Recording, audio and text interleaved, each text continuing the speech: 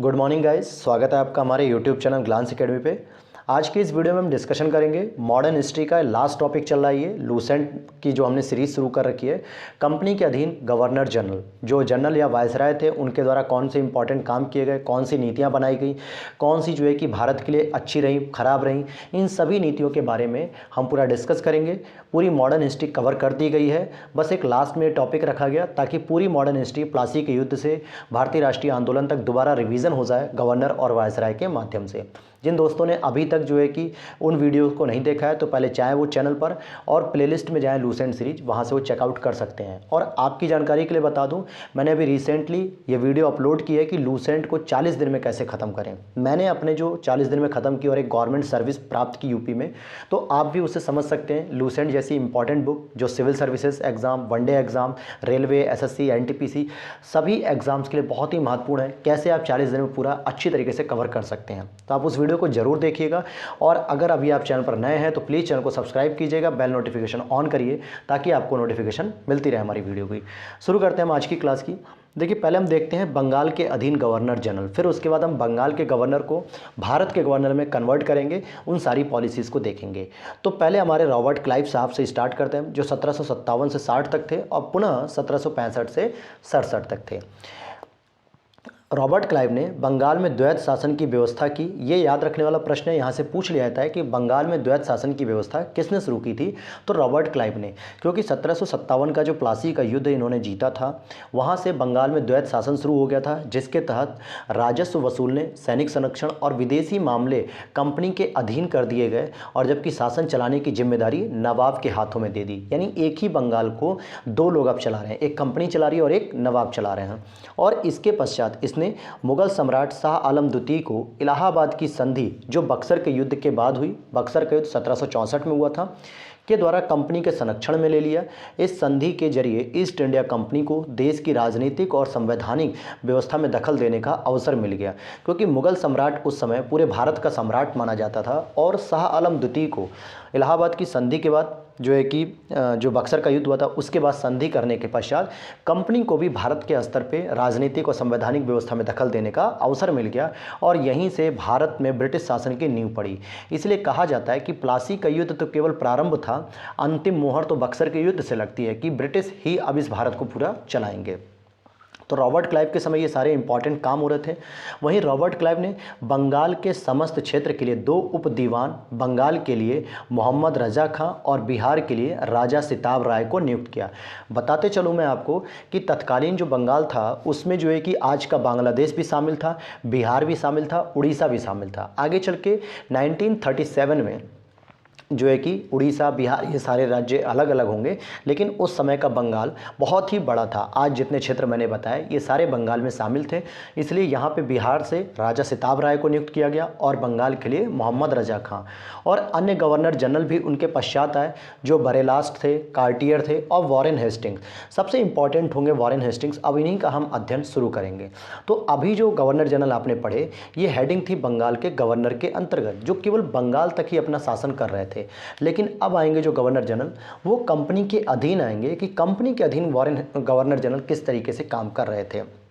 तो कंपनी के द्वारा सबसे पहले रेगुलेटिंग एक्ट लेके आया जाता है 1773। पूछा जाता है, मैचिंग रहती है कि 1773 में कौन सा एक्ट आता है, 1784 में पिट्स इंडिया एक्ट आता है, फिर 1909 में कौन सा एक्ट आता है। इस तरीके से मैचिंग भी आती है, तो आपको याद होना चाहिए रेगुलेटिंग एक्ट 1773। इसके द्वारा जो बंगाल के गवर्नर हुआ करते थे उनको अब अंग्रेजी क्षेत्र का गवर्नर जनरल कहा जाने लगा, और जिनका कार्यकाल भी निर्धारित कर दिया गया 5 वर्षों का। मद्रास और बम्बई के गवर्नर को भी इनके अधीन कर दिया गया, अर्थात बंगाल के गवर्नर के अधीन कर दिया गया। इस प्रकार भारत में कंपनी के अधीन पहला गवर्नर जनरल वॉरेन हेस्टिंग्स था। अगर मैं बात करूं बंगाल में पहला गवर्नर जनरल कौन था, तो आप कहेंगे रॉबर्ट क्लाइव, 1957 में प्लासी के युद्ध के बाद बने थे। लेकिन कंपनी के अधीन बंगाल का पहला गवर्नर जनरल जो है वॉरेन हेस्टिंग्स था। वर्ड पे भी ध्यान देना है कि ये गवर्नर जनरल हो गए हैं गवर्नर से, यानी इनके पद का प्रमोशन हो गया। वॉरेन हेस्टिंग्स 1750 में कंपनी के क्लर्क के रूप में कलकत्ता आया था और कार्यकुशल के कारण कासिम बाजार का अध्यक्ष बना, बंगाल का गवर्नर और कंपनी का गवर्नर जनरल बना। तो ये इंपॉर्टेंट पॉइंट उतना नहीं है, बस इतना जानना है कि बंगाल का अंतिम गवर्नर था, लास्ट में ये कंपनी का गवर्नर जनरल भी ये बन जाता है। देखते हैं वॉरेन हेस्टिंग्स के बारे में पूरी डिटेल कि क्या क्या इसने पॉलिसी रखी, क्या क्या भारत में इसने काम किए, बंगाल में क्या काम किए। तो सबसे पहले राजकोषीय कोषागार को मुर्शिदाबाद से हटाकर ये कलकत्ता लाया। आपसे वनडे एग्जाम से पूछा जाता है कि किस गवर्नर जनरल के द्वारा बंगाल का जो राजकोषीय कोषागार था उसको मुर्शिदाबाद से हटाकर कलकत्ता लाया गया, तो आपका जवाब होना चाहिए वॉरेन हेस्टिंग्स। 1772 में इसने प्रत्येक जिले में एक फौजदारी और दीवानी अदालतों की स्थापना की। किसकी? फौजदारी और दीवानी, यानी जो संपत्ति संबंधित, जो विवाह संबंधित जो मामले हुए थे वो मामले भी देखने थे, और जो आपराधिक मामले थे, मर्डर का हो गया या सजा का हो गया, फांसी वगैरह, ये सारे मामले भी देखे जाते थे। तो प्रत्येक जिले में इसने जो है कि क्या किया, बंगाल के 1772 में एक स्थापना की। प्रश्न उठेगा कि ये तो 1774 से 85 कार्यकाल लिखा हुआ है यहाँ पे, तो ये 72 में कैसे इन्होंने कर दिया?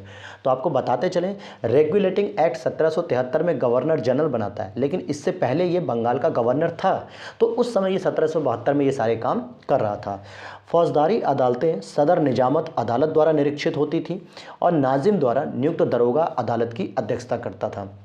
ये सब पॉइंट इंपॉर्टेंट नहीं है, जहाँ इंपॉर्टेंट होगा वहाँ मैं बताऊंगा आपको, जहाँ से प्रश्न पूछे जाते हैं। दीवानी अदालत में कलेक्टर मुख्य न्यायाधीश होता था। यहाँ पे ध्यान दीजिएगा, ये जो कलेक्टर है, जो आज के डीएम कहलाते थे, उस समय दीवानी अदालत में यही मुख्य न्यायाधीश की तरह रहते थे। और जिला फौजदारी अदालत एक भारतीय अधिकारी के अधीन होती थी, जिसकी सहायता के लिए एक मुफ्ती और एक काजी होता था। कलेक्टर इस न्यायालय की कार्यभार देखता था या इसकी देखभाल करता था। और यही जो डीएम की जो पावर थी, इसी डीएम की पावर को आगे अलग करेगा कॉर्नवालिस। वो कहेगा आप भाई केवल और केवल जिला का प्रशासन देखो, वित्तीय प्रशासन देखो, न्यायाधीश का काम कोई और करेगा। ये आगे चल के कॉर्नवालिस इसे अलग करेगा। लेकिन अभी हम इसी को पढ़ते हैं। कलकत्ता में एक सदर दीवानी अदालत और एक सदर फौजदारी अदालत की स्थापना की गई। सदर दीवानी अदालत में कलकत्ता काउंसिल का सभापति उसी काउंसिल का 2 सदस्य राय रायन और मुख्य कानूनगों की सलाह से न्याय करते थे। तो आपसे प्रश्न पूछ लेता है कि एक सदर दीवानी अदालत और एक सदर फौजदारी अदालत कलकत्ता में किसने स्थापित किया? वॉरेन हेस्टिंग्स ने किया था। वहीं सदर फौजदारी अदालत में नाइब निज़ाम, मुख्य काजी, मुफ्ती और 3 मौलवियों की सलाह से न्याय करते थे। जिले की दीवानी और फौजदारी, ध्यान दीजिएगा, जो जिले की दीवानी और फौजदारी अदालतों के जो मुकदमे थे उन पर जो अंतिम निर्णय होता था वो सदर अदालतों में भेजे जाते थे। सदर अदालतें कहाँ थी? ये भी आपने अभी ऊपर पढ़ लिया कि कलकत्ता में स्थापित की गई थी।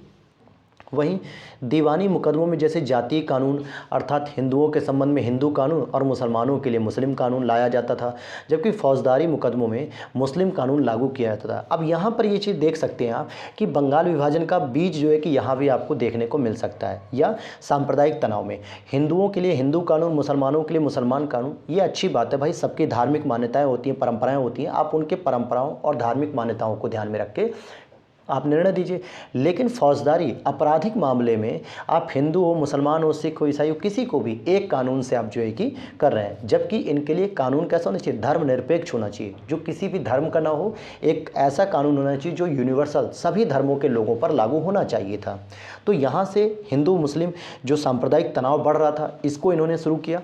1772 में ही कोर्ट ऑफ डायरेक्टर्स, जिसको हम शॉर्ट में कहते हैं COD, ने द्वैध प्रणाली को समाप्त करने तथा कंपनी को बंगाल, बिहार, उड़ीसा प्रांत की शासन व्यवस्था का उत्तरदायित्व संभालने का आदेश दिया। यानी कि कोर्ट ऑफ डायरेक्टर्स की जो स्थापना की गई 1772 में, ये जो 1757 से आप देख रहे थे, एक तरीके से जो 1765 में जो बक्सर में द्वैध शासन शुरू हो जाता है, उसको समाप्त कर दिया था 1772 के द्वारा। और वॉरेन हेस्टिंग्स ने दोनों उप दीवानों मोहम्मद रज़ा खां और राजा सिताब राय को पद से हटा दिया। इस तरीके से यहाँ से बंगाल में फिर से जो है कि द्वैध शासन समाप्त हो जाता है। और वॉरेन हेस्टिंग्स ने नवाब की देखभाल के लिए मीर जाफ़र की विधवा मुन्नी बेगम को संरक्षक नियुक्त किया। 1775 में मुन्नी बेगम को हटाकर मोहम्मद रज़ा खां को नवाब का संरक्षक नियुक्त कर दिया गया पुनः जो है कि। अब यहाँ पर एक बात आती है, आपको जो समझने वाली बात है, इंपॉर्टेंट हो जाता है कि 1776 में ही मनुस्मृति का अंग्रेजी अनुवाद a code of Gentoo laws के नाम से हुआ। तो प्रश्न बनता है कि a code of Gentoo laws के नाम से अंग्रेजी में किस स्मृति का अनुवाद हुआ या किस पुस्तक का अनुवाद किया गया? तो मनुस्मृति का ही ये नाम है। 1789 में अभिज्ञान शतकुंतलम नामक नाटक का अंग्रेजी में अनुवाद किया गया। विलियम विल्किंस ने 1785 में भगवत गीता का अंग्रेजी में अनुवाद कराया।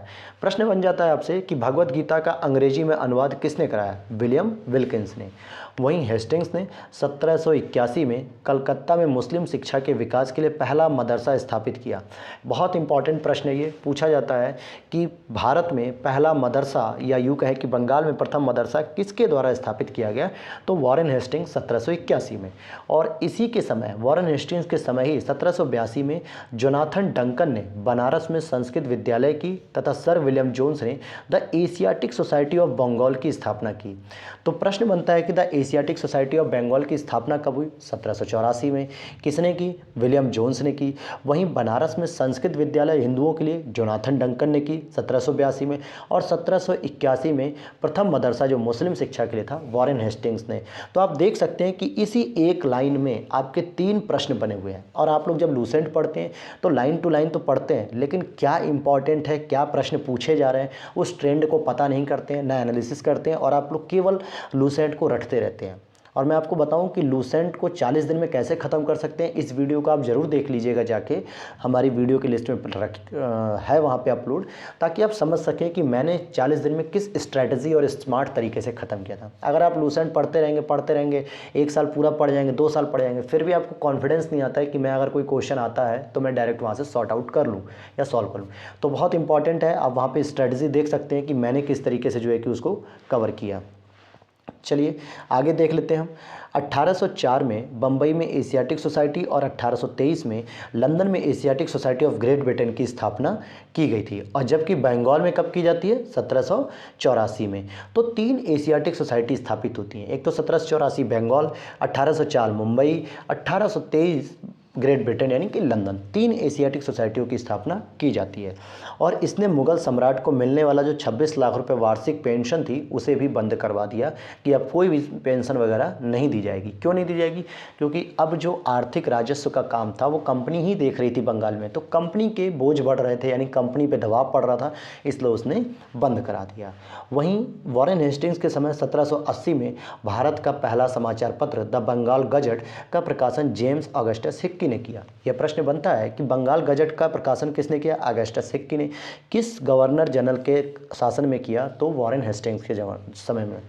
वहीं रेगुलेटिंग एक्ट के तहत 1774 में कलकत्ता में एक उच्चतम न्यायालय यानी सुप्रीम कोर्ट की स्थापना की, जिसका अधिकार क्षेत्र कलकत्ता तक था। लेकिन कलकत्ता के बाहर का मुकदमा तभी सुना जाता जब दोनों पक्ष सहमत हो, यानी किसी दूसरे क्षेत्र के लोग अगर चाहें कि कलकत्ता में हम सुप्रीम कोर्ट में अपने मामले की सुनवाई करा लें, तो इसके लिए परमिशन लेनी पड़ती थी दोनों पक्षों से। इस न्यायालय में अंग्रेजी कानून लागू होता था, यानी कि जो यूनिवर्सल लॉ है या जो ब्रिटेन में लागू होता था। इसके मुख्य न्यायाधीश एलिजा एम्पे थे और इनके साथ 3 और सदस्य थे, जो आगे हम बताएंगे। 1782 में इन्होंने इस्तीफा देना पड़ा। हेस्टिंग्स ने बंगाली ब्राह्मण नंद कुमार पर झूठा आरोप लगाकर न्यायालय से फांसी की सजा दिलवा दी थी।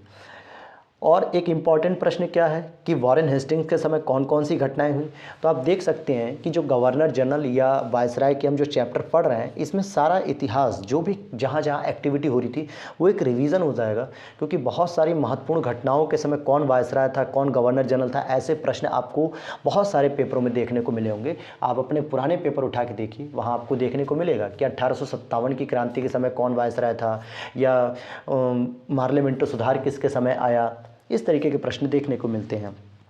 वॉरेन हेस्टिंग्स के समय आंग्ल मराठा युद्ध, जो पहला आंग्ल मराठा युद्ध 75 से 82 में हुआ, और साथ ही साथ दूसरा आंग्ल मैसूर युद्ध 1780 से 84, ये वॉरेन हेस्टिंग्स के समय ही लड़े गए थे। प्रथम आंग्ल मराठा युद्ध जो सालबाई की संधि 1782 और द्वितीय आंग्ल मैसूर युद्ध मंगलौर की संधि 1784 के द्वारा समाप्त हुए। और ये दोनों ही युद्ध जो पहले थे आंग्ल मराठा और दूसरा आंग्ल मैसूर युद्ध, दोनों ही वॉरेन हेस्टिंग्स के समय लड़े गए। इस लाइन से देखिए 4 प्रश्न आपको सीधे देखने को मिलते हैं। वहीं Pitt's India act 1784 Warren Hastings के समय ही पारित किया गया, और इसी के काल में बोर्ड ऑफ रेवेन्यू की भी स्थापना कर दी गई थी। किसकी स्थापना हुई थी? बोर्ड ऑफ रेवेन्यू की। अगला देखते हैं। हेस्टिंग्स ने संपूर्ण लगान के हिसाब से देखभाल के लिए एक भारतीय अधिकारी राय रायन की नियुक्ति की, और इस पद को प्राप्त करने वाला पहला भारतीय दुर्लभ राय का पुत्र राजा राजबल्लभ था। पिट्स इंडिया एक्ट 1784 के विरोध में इस्तीफा देकर जब वॉरेन हेस्टिंग्स फरवरी 1785 में इंग्लैंड पहुंचा तो बर्क के द्वारा उनके ऊपर महाभियोग लगाया गया, परंतु 1795 में इसे आरोपों से मुक्त कर दिया गया। इस लाइन से एक प्रश्न बनता है कि कौन पहला गवर्नर जनरल था या एकमात्र गवर्नर जनरल जिसके ऊपर महाभियोग चलाया गया, तो वो थे आपके वॉरेन हेस्टिंग्स। बहुत सारी बार प्रश्न में पूछा गया है ये पेपर में। आगे देख लेते हैं हम। 1786 में हेस्टिंग्स के जाने के पश्चात लगान परिषद का पुनर्गठन किया गया और एक नवीन अधिकारी मुख्य सरिस्तादार की नियुक्ति की गई, जिसका कार्य सभी कानूनों के कागजों की देखभाल करना था और इस पद पर प्रथम नियुक्ति जेम्स ग्रांट की गई थी। सुरक्षा प्रकोष्ठ की नीति बहुत इंपॉर्टेंट प्रश्न है दोस्तों, ये बहुत इंपॉर्टेंट प्रश्न है। ये पीसीएस में तो सीधा पूछा जाता है कि रिंग फेंस पॉलिसी किसने शुरू की, तो वॉरेन हेस्टिंग्स से संबंधित है, क्योंकि वॉरेन हेस्टिंग्स इस पॉलिसी को लेके आता है। तो दोस्तों ये तो थे हमारे सबसे इंपॉर्टेंट पहले governor general Warren Hastings. Next जो इंपॉर्टेंट गवर्नर जनरल है हम उन्हीं पर केवल स्टडी करेंगे। अगर आप पूरा गवर्नर जनरल पढ़ेंगे तो शायद वो किसी काम के नहीं है। कुछ 10 से 12 गवर्नर जनरल हैं जहाँ से प्रश्न पूछे जाते हैं, तो हम सीधे उन्हीं पर फोकस करेंगे। सारे गवर्नर जनरल को पढ़ने से कोई फायदा नहीं है। तो मिलते हैं आपको नेक्स्ट वीडियो में, तब तक के लिए नमस्कार।